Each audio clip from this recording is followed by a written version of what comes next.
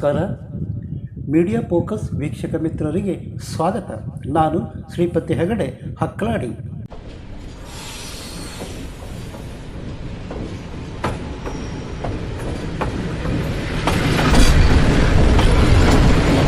ಒಂದು ಶತಮಾನ ಸಾಗರದ ಎಲ್ಲ ಅಪಸವ್ಯದ ವಿರುದ್ಧ ಏಗಿದ ಪಂಬನ್ ಸೇತುವೆ ಸೈಡಿಗೆ ಹೋದರೆ ಅದರ ಪಕ್ಕದಲ್ಲೇ ಮತ್ತೊಂದು ಸೇತುವೆ. ಪ್ರಧಾನಿ ನರೇಂದ್ರ ಮೋದಿ ರಾಮನವಮಿ ದಿನ ಪಂಬನ್ ಸೇತುವೆ ವಿದ್ಯುಕ್ತವಾಗಿ ಉದ್ಘಾಟಿಸಿದ್ದಾರೆ. ಬ್ರಿಟಿಷ್ ಕಾಲದಲ್ಲಿ ಅಂದರೆ ಒಂದು ಶತಮಾನ ಸಂಪರ್ಕ ಸೇತುವಾಗಿದ್ದ ಪಂಬನ್ ಬ್ರಿಡ್ಜಿಗೆ 2022ರಲ್ಲಿ ಸಂಚಾರಕ್ಕೆ ಬಿತ್ತು ಫುಲ್ ಸ್ಟಾಪ್. 2022ರಲ್ಲಿ ಹೊಸ ಸಾಗರ ಸೇತುವೆಗೆ ಶಂಕುಸ್ಥಾಪನೆ ಮಾಡಲಾಯಿತು. ಅದೀಗ ಸಂಚಾರಕ್ಕೆ ತೆರೆದುಕೊಂಡಿದ್ದು ದೇಶೀಯ ತಂತ್ರಜ್ಞಾನದ ಅಚ್ಚರಿ ಈ ಸೇತು. ಗೆಳೆಯರೇ, ಹಳೆ ಪಂಬನ್ ಸೇತು ಕಥೆ ಏನು, ಹೊಸ ಸೇತು ವಿಶೇಷ ಏನು, ಅದರಿಂದ ಆಗುವ ಪ್ರಯೋಜನ, ಭಾರತದ ಮೊದಲ ಸಾಗರ ಸೇತುವೆ, ಅಲೆಗಿಂತ ಉಚ್ಚ ಗಾಳಿಗಿಂತ ಗಟ್ಟಿ ಸಾಗರದ ಮೇಲೆ ನಿಂತ ಸೇತುವೆ, ನಡೆದ ದುರಂತ, ಕಿರಿಕ್ ಸಂಕ್ಷಿಪ್ತ ಪರಿಚಯ ಇಲ್ಲಿದೆ. ವಿಡಿಯೋ ಮಿಸ್ ಮಾಡದೆ ಕೊನೆ ತನಕ ನೋಡಿ.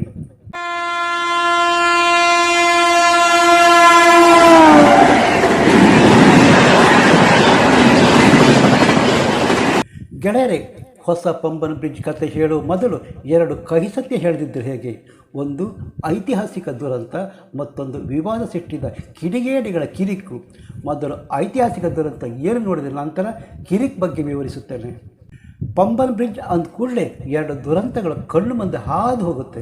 1964ರಲ್ಲಿ ನಡೆದ ಧನುಷ್ಕೋಟಿ ದುರಂತ, ಅದಕ್ಕೆ ಸಾಕ್ಷಿಯಾಗಿ ಇವತ್ತಿಗೂ ಉಳಿದ ರೈಲ್ವೆ ಸ್ಟೇಷನ್, ಹಾಳು ಬಿದ್ದ ಕಟ್ಟಡ, ಅರ್ಧಂಬರ್ಧ ನಿಂತ ಚರ್ಚ್ ಕಟ್ಟಡ.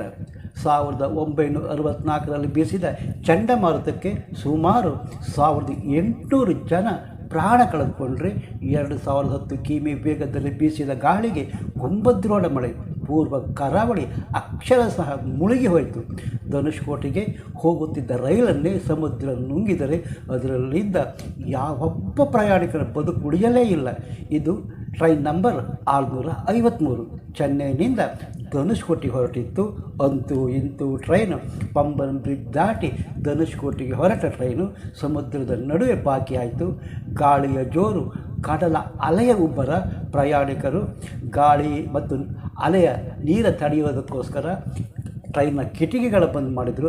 ಅಷ್ಟೇ ಆಳೆತ್ತರದ ಅಲೆ ಟ್ರೈನನ್ನು ಸಮುದ್ರದ ಆಳಕ್ಕೆ ಎಳೆದುಕೊಂಡು ಬಿಡ್ತು. ಅದರಲ್ಲಿ ಟಿಕೆಟ್ ಪಡೆದು ಪ್ರಯಾಣಿಸುತ್ತಿದ್ದ 115 ಜನ ಲೆಕ್ಕ ಸಿಕ್ಕಿದರೆ, ಟಿಕೆಟ್ ಇಲ್ಲದೆ ಪ್ರಯಾಣಿಸುತ್ತಿದ್ದವರೂ ಸೇರಿ ಸುಮಾರು 200 ಪ್ರಯಾಣಿಕರು ಮೃತಪಟ್ಟಿರಬಹುದೆಂದು ಅಂದಾಜಿಸಲಾಗಿದೆ. ಈ ದುರಂತ ಸರ್ಕಾರಕ್ಕೆ ಗೊತ್ತಾಗಬೇಕಿದ್ದರೆ 1-2 ದಿನ ಕಳೆದು ಹೋಗಿತ್ತು. ಸೇತುವೆ ಸಂಪರ್ಕ ಕಳೆದುಕೊಂಡಿತ್ತು. ಅಚ್ಚರಿಯನ್ನು ಗೊತ್ತಾ? ಬ್ರಿಡ್ಜ್ ದುರಸ್ತಿಗೆ ತಮಿಳುನಾಡು ಸರ್ಕಾರ ಮಾತನಾಡದಿದ್ದರು. ಉತ್ತರ ಪ್ರದೇಶ ಸಂಸದರು ದನಿ ಎತ್ತಿದರು. ಅದೇ ಕೇರಳದಲ್ಲಿ ಹಿಂದಿನ ಲೋಕಸಭೆ ಅಭ್ಯರ್ಥಿಯಾಗಿದ್ದರಲ್ಲ ಇಂಜಿನಿಯರ್ ಶ್ರೀಧರನ್ ರಿಪೇರಿ ಜವಾಬ್ದಾರಿ ಹೊತ್ತರು. ಅವರು ದುರಸ್ತಿ ಮಾಡಿದ್ದು ಇಂದಿಗೂ ಸೇತುವೆ ಜ್ವಲಂತ ಸಾಕ್ಷಿ.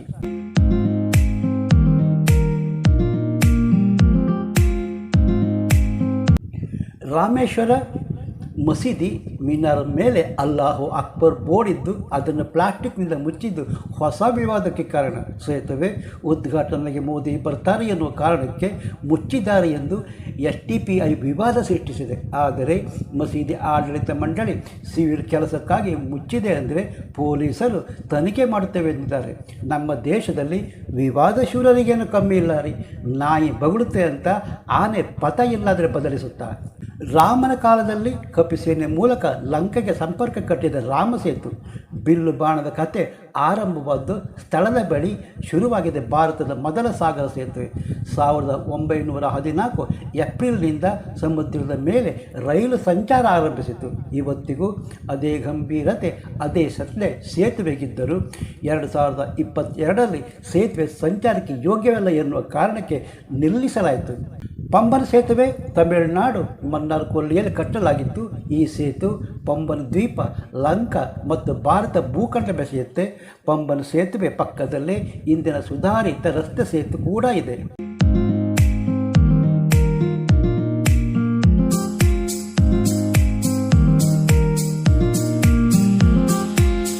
ರಾಮೇಶ್ವರಕ್ಕೆ ಸಾವಿರಾರು ಭಕ್ತರು ಬಂದು ರಾಮೇಶ್ವರದ ದರ್ಶನ ಪಡೆಯುವ ಜೊತೆಗೆ ರಾಮ ಸೇತು ಕಟ್ಟಿದ ಸ್ಥಳ ಧನುಷ್ಕೋಟಿಗೂ ಭೇಟಿ ಕೊಡ್ತಾರೆ.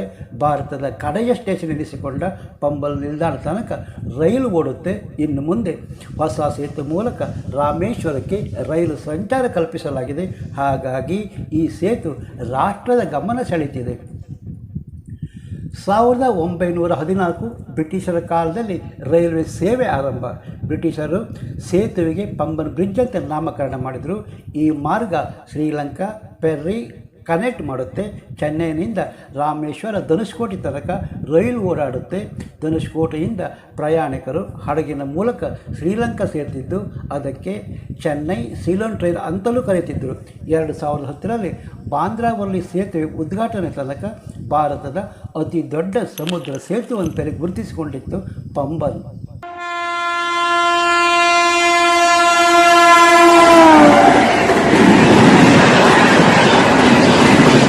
ಶತಮಾನದ ಹಿಂದೆ ಸಮುದ್ರದಲ್ಲಿ 2067 ಮೀಟರ್ ಉದ್ದದ ಸೇತುವೆ ನಿರ್ಮಾಣವೇ ಒಂದು ಅಚ್ಚರಿ. ಅದರಲ್ಲೂ ಸಮುದ್ರದ ಅಬ್ಬರ, ಭೂಕಂಪನ, ಚಂಡಮಾರುತ ಎದುರಿಸಿ 106 ವರ್ಷ ಬಾಳುತ್ತೆ ಎನ್ನುವುದು ಮತ್ತೊಂದು ಅಚ್ಚರಿ. ಆದರೆ ಪಂಬನ್ ಸೇತು ಸಮಸ್ಯೆಗೆ ಸಿಕ್ತು. ರೈಲ್ವೆ ಇಲಾಖೆ ಸರಿಪಡಿಸುವ ಪ್ರಯತ್ನ ಮಾಡಿದರೂ ಆಗದ ನಿಮಿತ್ತ 2022ರಲ್ಲಿ ರೈಲು ಸಂಚಾರ ಸಂಪೂರ್ಣ ನಿಲ್ಲಿಸಲಾಯಿತು. ಹೊಸ ರೈಲು ಮಾರ್ಗ ನಿರ್ಮಾಣಕ್ಕೆ ಕೆಲಸ ಆರಂಭಿಸಲಾಯಿತು. ಹೊಸ ಪಂಬನ್ ಸೇತುವೆ ಬಳಿ ಸೇತುವೆಗಿಂತ 5 ಮೀಟರ್ ಉದ್ದ ಹಳೆ ಬ್ರಿಡ್ಜ್ ಪ್ಯಾರಲ್ ಆಗಿ ನಿರ್ಮಾಣ ಮಾಡಲಾಗಿದೆ. ಹಳೆ ಬ್ರಿಡ್ಜ್ನಲ್ಲಿ 1 ಟ್ರ್ಯಾಕ್ ಇದ್ದರೆ ಹೊಸ ಬ್ರಿಡ್ಜಲ್ಲಿ 2 ಟ್ರ್ಯಾಕ್ ಇದೆ. ರಾಮೇಶ್ವರಕ್ಕೆ ದ್ವಿಮುಖ ಸಂಚಾರ ಕಲ್ಪಿಸುತ್ತೆ. ಹೊಸ ಸೇತು ವಿಶೇಷ ಏನಪ್ಪ ಅಂದರೆ ವರ್ಟಿಕಲ್ ಲಿಫ್ಟ್ ವಿಭಾಗ, ಉದ್ದ 72 ಮೀಟರ್. ಸೇತು ಶಿಂಗ್ ಟ್ರಸ್ ತಂತ್ರಜ್ಞಾನದಿಂದ ನಿರ್ಮಿಸಲಾಗಿದೆ. ಸೇತುವೆ ಮಧ್ಯದ 2 ಸ್ಟೀಲ್ ಟ್ರಾವರ್ ನೋಡಿ ಒಂದು ಭಾಗ ಓಪನ್ ಆಗಿ ಶಿಪ್ಗಳಿಗೆ ದಾರಿ ಮಾಡಿಕೊಡುತ್ತೆ. ಇದರಿಂದ ಸಮುದ್ರದಲ್ಲಿ ಸಂಚರಿಸುವ ಶಿಪ್, ಹಡಗು ಸೇತುವೆಗೆ ಡಿಕ್ಕಿ ಹೊಡೆಯೋದಾಗಲಿ ಸೇತು ಡ್ಯಾಮೇಜ್ ಆಗೋದಾಗಲಿ ತಪ್ಪಿಸುತ್ತೆ. ಇದಕ್ಕೆ ಶಿಂಗ್ ಮೆಕಾನಿಸಮ್ ಅಂತಲೇ ಕರೆಯುತ್ತಾರೆ. ಸೇತುವೆ ಉದ್ದ ಸುಮಾರು 2.065 ಕಿಲೋಮೀಟರ್, ಸುಮಾರು 143 ಕಾಲಮ್ಗಳ ಮೇಲೆ ನಿಂತಿದೆ. ಇದು ಮಾನವ ನಿರ್ಮಿತ ಅದ್ಭುತಗಳಲ್ಲಿ ಒಂದು. ಪಂಬನ್ ಸೇತು ರಾಮೇಶ್ವರಂ ದ್ವೀಪಕ್ಕೆ ಹೋಗುವ ಮಾರ್ಗ. ರಾಮ ಸೇತುವೆಗೆ ಭೌಗೋಳಿಕ ಸಮೀಪವಿದೆ. ಅಲ್ಲೇ ರಾಮೇಶ್ವರಂ ದೇವಸ್ಥಾನ, ವಿವೇಕಾನಂದ ರಾಕ್ಸ್ ಮತ್ತು ಧರ್ಮ ಕ್ಷೇತ್ರಗಳಿವೆ. ಹೀಗಾಗಿ ಇದು ಕೇವಲ ಇಂಜಿನಿಯರಿಂಗ್ ಮಿರಾಕಲ್ ಅಲ್ಲ, ಇದು ಭಕ್ತಿಯ ಸೇತುವೆಯೂ ಹೌದು. ಈ ಸೇತುವೆ ಜನ ಹಾಗೂ ಸರಕು ಸಾಗಣೆ ಜೊತೆ ತಮಿಳುನಾಡು, ಶ್ರೀಲಂಕಾ ನಡುವಿನ ಕನಸಿನ ವ್ಯಾಪಾರದಲ್ಲಿ ಪ್ರಮುಖ ಪಾತ್ರ ವಹಿಸುತ್ತೆ. ಪ್ರವಾಸೋದ್ಯಮ ಹಾಟ್ಸ್ಪಾಟೂ ಹೌದು.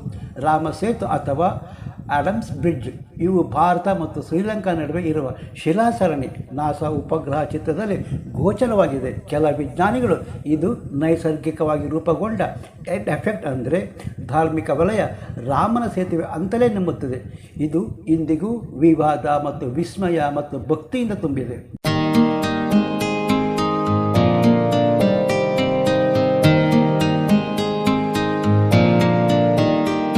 ಹೊಸ ಪಂಬನ್ ಸೇತು ಎಲೆಕ್ಟ್ರಿಫೈಡ್ ರೈಲುಗಳಿಗೆ ತಕ್ಕಂತೆ ನಿರ್ಮಿಸಲಾಗಿದೆ. ಹಳೆಯ ಪಂಬನ್ ಸೇತುವೆಯ ಮಾದರಿ ಇಂಜಿನಿಯರಿಂಗ್ ಹಾಗೂ ಕಠಿಣ ಪರಿಸ್ಥಿತಿಗಳ ನಿಲ್ಲುವ ಶಕ್ತಿ ಸೇತುವೆಯನ್ನು ವಾಸ್ತವವಾಗಿ ವಿಶಿಷ್ಟವಾಗಿಸುತ್ತದೆ.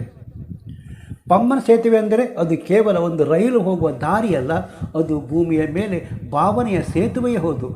ಆರ್ಕ್ ಟೈಪಿನ ಸ್ಟೀಲ್ ಗಿರ್ಡರ್ ಗಾಳಿಗೆ ವಿರುದ್ಧ ನಿಲ್ಲುತ್ತೆ. ಸಮುದ್ರದ ತಳದಲ್ಲಿ ಭದ್ರವಾಗಿ ಕಟ್ಟಿ ಅಲೆಗಳ ಒತ್ತಡ ಹರಿದಾಗಿ ಹಂಚಿಕೊಳ್ಳುತ್ತೆ. ಸಮುದ್ರದ ಉಪ್ಪಿನ ನೀರಿಗೆ ತಾಳಬಲ್ಲ ಎಂಟಿಕಲೋಪ್ಷನ್ ಮಿಶ್ರಲೋಹ ಬಳಸಲಾಗಿದೆ. 1911 1914ರಲ್ಲಿ ಹಳೆಯ ಪಂಬನ್ ಸೇತುವೆ ಕಟ್ಟುವಾಗ ಅದಕ್ಕೆ ಸುಮಾರು 2.5 ಲಕ್ಷ ವೆಚ್ಚ ತಗಲಿತ್ತು. ಆ ಕಾಲದಲ್ಲಿ ಅದು ಭಾರಿ ದೊಡ್ಡ ಮೊತ್ತ.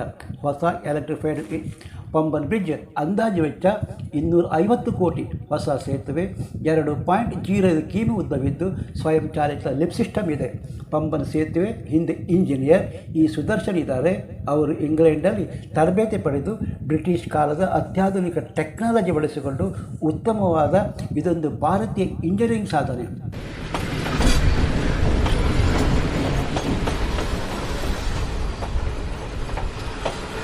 ರಾಮ ಸೇತುವೆ ರಾಮೇಶ್ವರಂ ಪಂಬನ್ ದ್ವೀಪದಿಂದ ಶ್ರೀಲಂಕಾದ ಮನ್ನಾರ್ ದ್ವೀಪದವರೆಗೆ ಹರಡಿರುವ ನೈಸರ್ಗಿಕ ಚೂನಾ ಕಲ್ಲಿನ ಸರಡಿ. ರಾಮಾಯಣದಲ್ಲಿ ರಾಮ ಲಂಕೆಗೆ ವಾನರ ಸೇನೆ ಸಹಾಯದಿಂದ ಸೇತುವೆ ನಿರ್ಮಿಸಿದರೆಂದು ಉಲ್ಲೇಖಿಸಲಾಗಿದೆ. ಈ ಸೇತುವೆ ರಾಮೇಶ್ವರಂ ಪಂಬನ್ ದ್ವೀಪ ಭಾರತ ಖಂಡದೊಂದಿಗೆ ಸಂಪರ್ಕಿಸುತ್ತದೆ. ಪಂಬನ ಸೇತುವೆ ಕೇವಲ ಕಂಠಪಾಠ ವಿಷಯವಲ್ಲ, ಇದು ನಮ್ಮ ಕನಸುಗಳ ಸೇತುವೆ. ಪಂಬನ ಸೇತುವೆ ಎಂದರೆ ಶತಮಾನಗಳ ಇತಿಹಾಸ, ಇಂಜಿನಿಯರಿಂಗ್, ವಿಜ್ಞಾನ, ಧಾರ್ಮಿಕ, ಭಕ್ತಿ ಮೂರು ಸಂಗಮದ ಸೇತುವೆ. ಇದು ಕೇವಲ ಕಮ್ಮಟವಲ್ಲ, ನಮ್ಮ ದೇಶದ ಪ್ರೌಢಮೆ ಪ್ರತೀಕ. ನಿಮಗೆ ಇಂಥ ಸೇತುವೆ ಮೆಚ್ಚುಗೆಯಾದರೆ ವಿಡಿಯೋ ಲೈಕ್ ಮಾಡಿ, ಕಾಮೆಂಟ್ ಮಾಡಿ, ಮೀಡಿಯಾ ಫೋಕಸ್ ಚಾನಲ್ ಸಬ್ಸ್ಕ್ರೈಬ್ ಮಾಡಿ. ಮತ್ತೊಂದು ಹೊಸ ವಿಷಯದೊಂದಿಗೆ ನಿಮ್ಮ ಭೇಟಿ. ಅಲ್ಲಿಯ ತನಕ ನಮಸ್ಕಾರ. ಜೈ ಕರ್ನಾಟಕ, ಜೈ ಹಿಂದ್.